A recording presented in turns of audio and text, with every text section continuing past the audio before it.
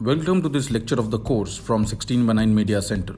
In this lecture, we will do color correction and grading and look at the video scopes, how to use them for correcting the color of a video in Davinci Resolve.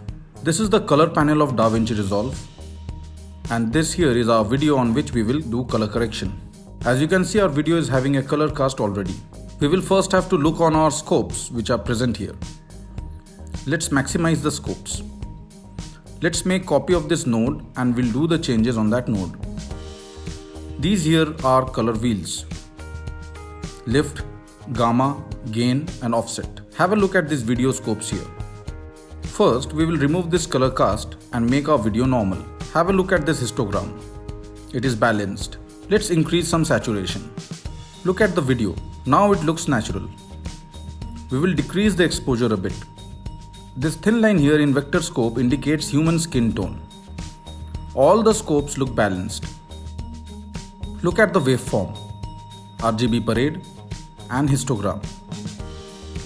This is our final color correction. Let's give it a warm tone. We will make a copy of the node to preserve skin tone.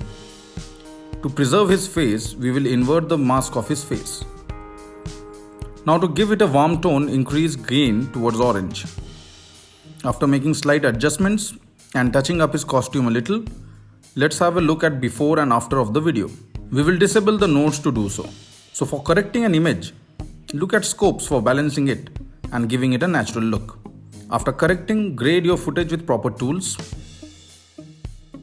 See you in the next lecture. Happy learning.